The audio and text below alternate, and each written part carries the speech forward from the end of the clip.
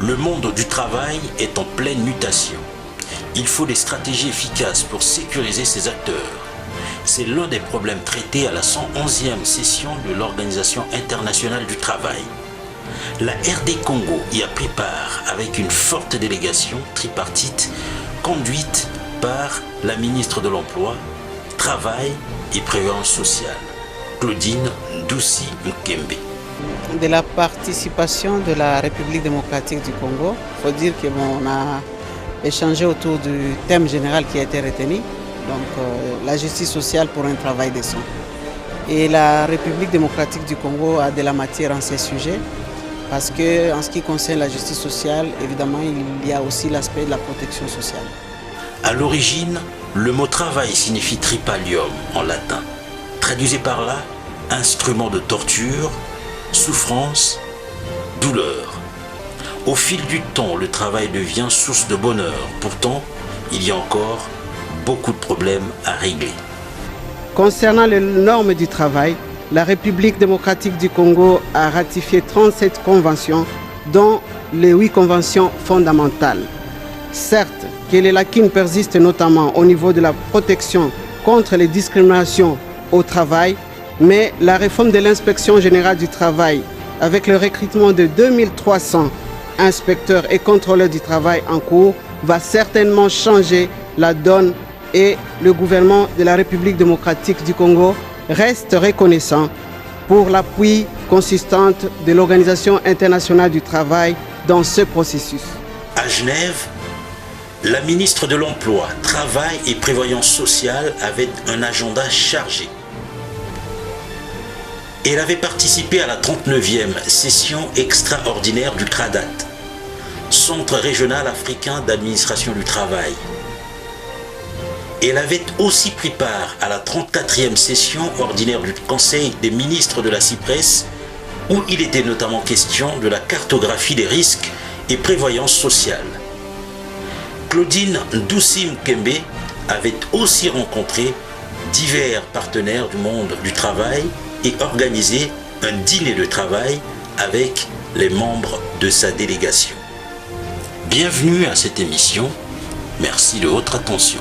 Mon cher Jean-Pierre Onema, je voudrais d'ailleurs profiter de ces instants pour vous rendre hommage, parce qu'on ne le fait pas assez dans notre pays. Vous savez, quand quelqu'un est là en train de servir la République, j'ai l'impression que nous attendons qu'il ne soit plus là pour pouvoir rendre hommage à son travail. Moi, je profite pendant que vous êtes là pour vous dire que ce que vous faites est bien pour notre pays. Voilà.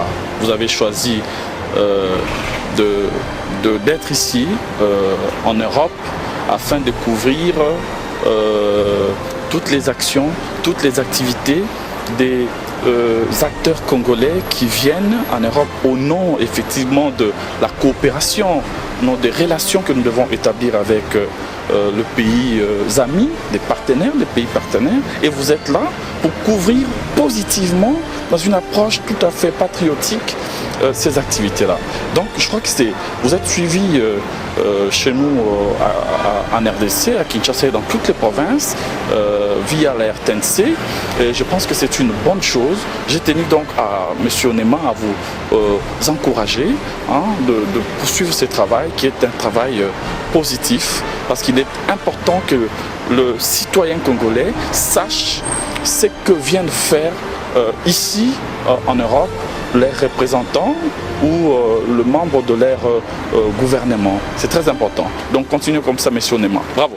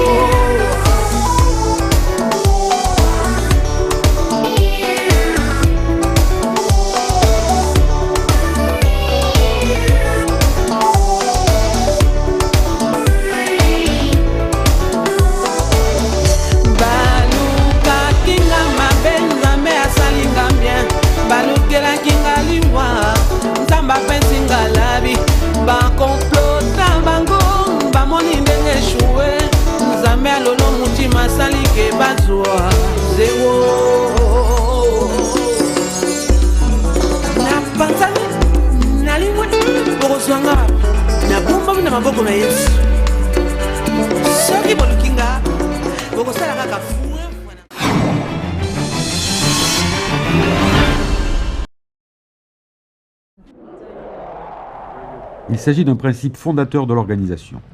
Le dialogue social, fondé sur le respect de la liberté d'association et des droits fondamentaux au travail, constitue le prélude à la prospérité. Créé en 1919, au lendemain d'une guerre dévastatrice, l'OIT s'est attaché à résoudre les problèmes sociaux alors posés par la révolution industrielle et l'émergence de la production de masse. Le constat, si rien n'était entrepris pour améliorer le sort des travailleurs, les sociétés industrielles s'exposaient à des troubles sociaux, voire à une révolution. En réponse à ce défi, fut établi le principe qui engage les représentants légitimes des travailleurs et des employeurs à participer à la formulation des politiques économiques et sociales. Ainsi, l'OIT a été créée avec une structure tripartite, unique à l'époque et unique à ce jour parmi les organisations internationales. La constitution de l'OIT établit clairement que le tripartisme constitue la pierre angulaire de l'organisation. En vertu de ce principe, les États membres ont l'obligation de nommer des délégués non gouvernementaux, choisis en accord avec les organisations professionnelles les plus représentatives des employeurs et des travailleurs de leur pays. La Constitution prévoit également un équilibre du pouvoir au sein du conseil d'administration de l'organisation, puisque les travailleurs et les employeurs détiennent ensemble le même nombre de sièges que les membres gouvernementaux. Cette structure tripartite a permis aux fondateurs de l'OIT de jeter les bases de ce qui deviendra le dialogue social, système destiné à être mis en œuvre au niveau international et national et au sein des entreprises.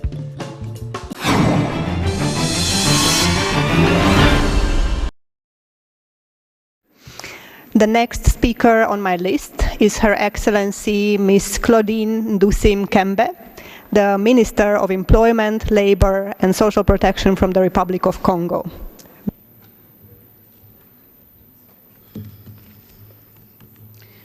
Mesdames et Messieurs, tout protocole respecté, je suis particulièrement heureuse de prendre la parole en ces jours au nom du gouvernement de la République démocratique du Congo et de la délégation tripartite qui m'accompagne pour m'adresser à votre auguste Assemblée à l'occasion de la 111e session de la Conférence internationale du travail, dont le thème principal et d'actualité reste « Faire avancer la justice sociale ».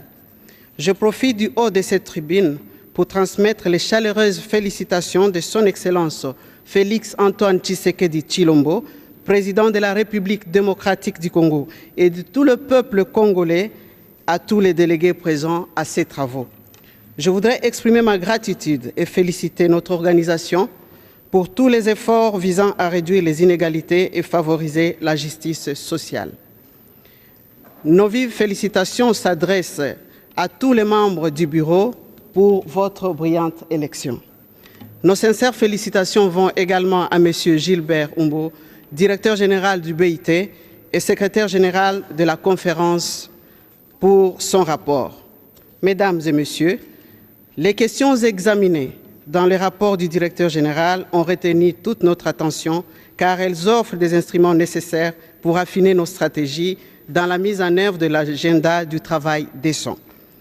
La promotion de la justice sociale devrait se faire non seulement par les approches de l'avenir du travail centré sur l'humain, en prenant l'égalité d'accès aux possibilités d'emploi et de justice distributive, mais aussi en militant pour les transitions justes.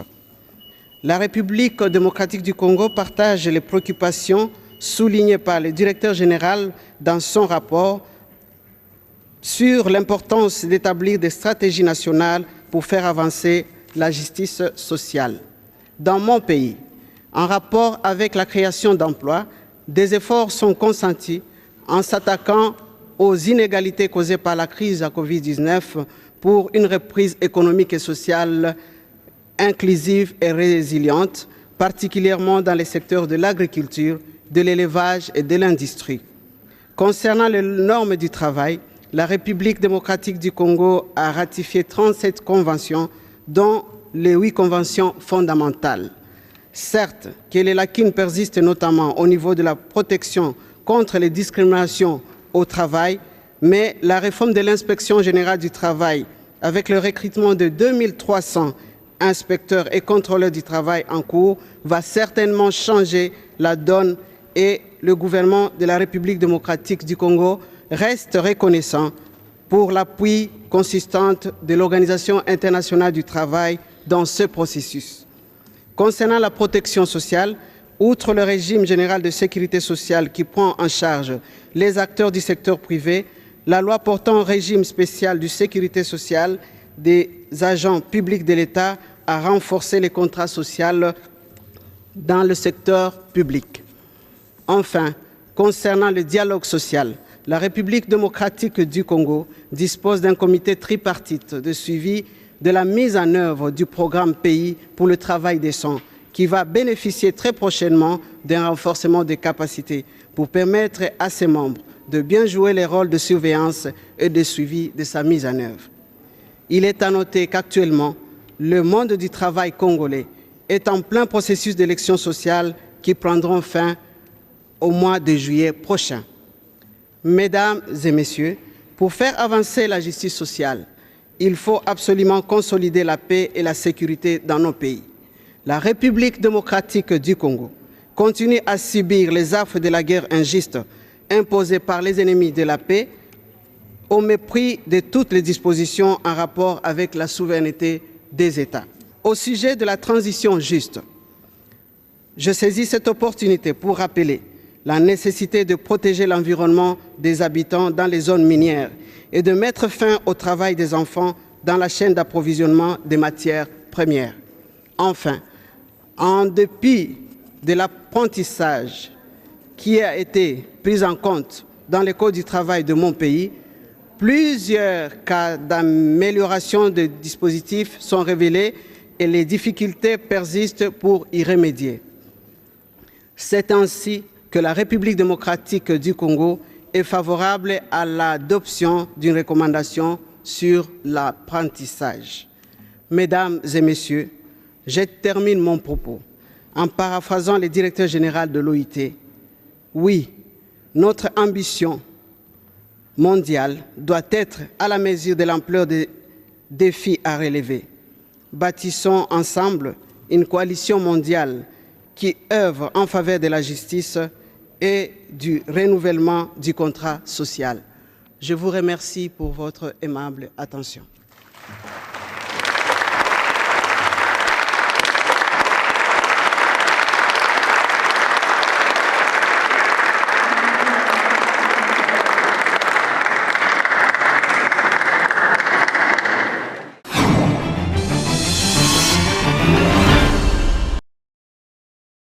Oui, de la participation de la République démocratique du Congo, il faut dire qu'on a échangé autour du thème général qui a été retenu, donc la justice sociale pour un travail décent. Et la République démocratique du Congo a de la matière en ces sujets, parce qu'en ce qui concerne la justice sociale, évidemment, il y a aussi l'aspect de la protection sociale. Et sur ces aspects-là, nous disons que la RDC est suffisamment avancée parce que il y a d'abord la couverture santé universelle prônée par les chefs de l'État lui-même. Il y a également la gratuité scolaire qui intervient dans cette matière-là. Il y a également la sécurité sociale dans ces trois aspects, notamment le régime général de sécurité sociale pour les secteurs privés avec la Caisse nationale de sécurité sociale. Il y a également la CENSAP qui intervient également. Actuellement, nous avons fait quand même des avancées. Donc on a également parlé de la prise en charge des fonctionnaires de l'État et des achats publics de l'État. Il y a un autre aspect, un tout autre aspect qui reste à prendre en compte, notamment celui des indépendants, le régime des indépendants. Et je pense que nous devons encore y travailler davantage au niveau de la RDC. Et à part cela, nous avons également signifié que la justice sociale dépendait également des aspects sécuritaires parce qu'on ne peut pas en effet travailler dans des conditions de trouble. Nous avons rappelé que pour espérer une justice sociale, une sécurité sociale efficace, il faudrait que nos États soient en sécurité. Il faudrait qu'il n'y ait pas des États qui menacent l'intégrité territoriale des autres. Nous avons parlé du cas de la République démocratique du Congo face à nos frères voisins du Rwanda. Nous avons également évoqué le fait que la justice sociale également concerne même l'exploitation dans les zones minières. Parce qu'il faudrait qu'il y ait quand même des instruments pour que nous puissions avoir la possibilité pour les entreprises qui exploitent dans nos mines, non seulement de ne pas utiliser les enfants, mais également la redevabilité vis-à-vis de l'environnement social et des populations qui sont dans ces zones minières. Il faudra que même s'il s'agit d'une sous-traitance, que la sous-traitance et l'entreprise mère puissent effectivement être sanctionnées quand il y a des abus qui se commettent dans les secteurs miniers. Voilà un peu pour la République démocratique du Congo, l'essentiel de notre intervention pour cet après-midi.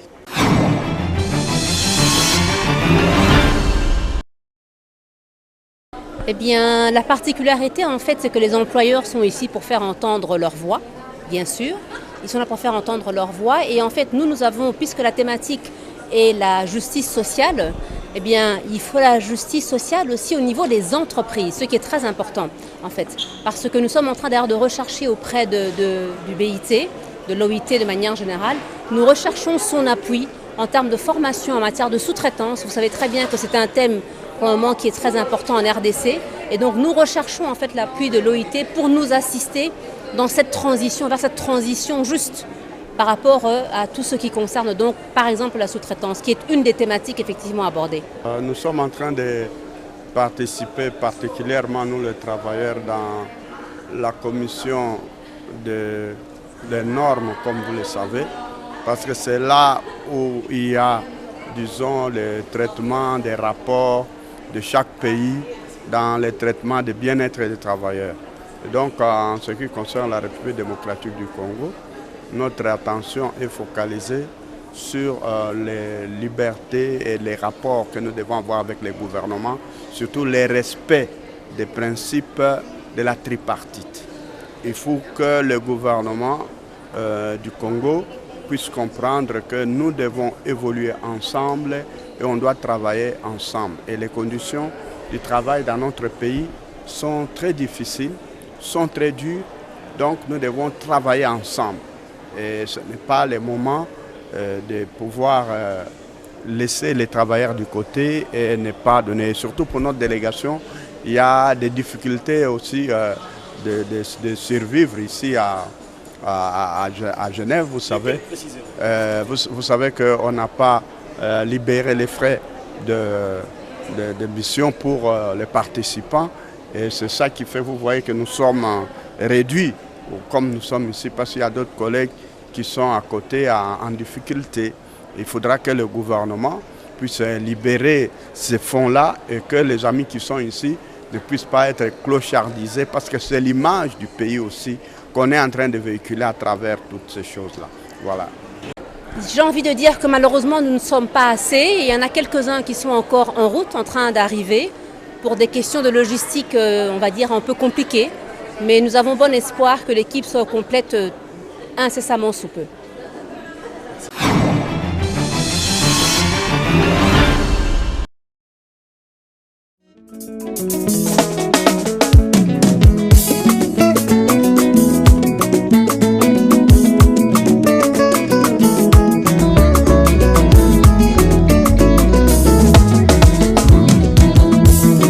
Ozanale kumemi masiyeye apakadiandokeye masiyeye Ozanale kumemelo masiyeye edimite papakadiandokeye masiyeye aye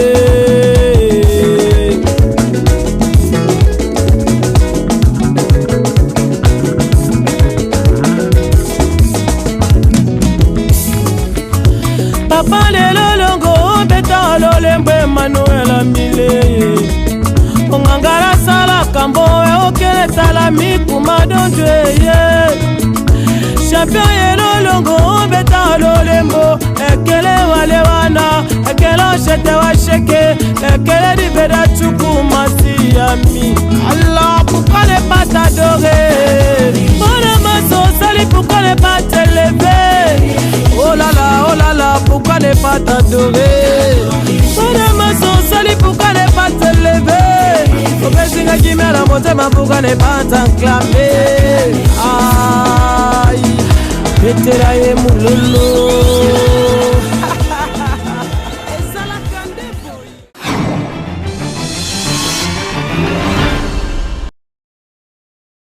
J'aimerais rendre hommage et saluer le travail remarquable abattu par un digne fils de notre République, la République démocratique du Congo, depuis plus de 25 ans, dans la grande abnégation, dans des difficultés, mais présent et abattant toujours un travail remarquable.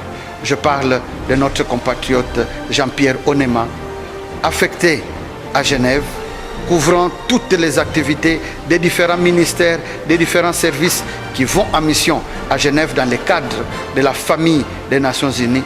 Il abat un travail vraiment appréciable et nous tenons à saluer, à l'encourager au nom de la République démocratique du Congo, au nom du gouvernement et au nom, puisque je suis un élu du peuple, au nom de la nation. Nous sommes reconnaissants pour ce qu'il fait et nous osons croire que sa récompense n'attendra pas qu'il meure, mais que déjà sur cette terre, il doit recevoir ce qu'il mérite. Merci beaucoup pour ce travail de qualité que vous abattez, parce que vous êtes les grands ambassadeurs de la radio-télévision nationale congolaise, la RTNC, et nous osons croire que dans les jours qui viennent, des conditions et les meilleures seront mises à votre disposition pour davantage améliorer les rendements le travail, la qualité des images qui viennent de la Suisse et particulièrement de Genève dans la grande famille des Nations Unies. Merci beaucoup et que Dieu vous bénisse, M. Jean-Pierre Onema. Notre émission est en présent terminée. Merci de l'avoir suivi. Rendez-vous dimanche prochain pour un autre numéro.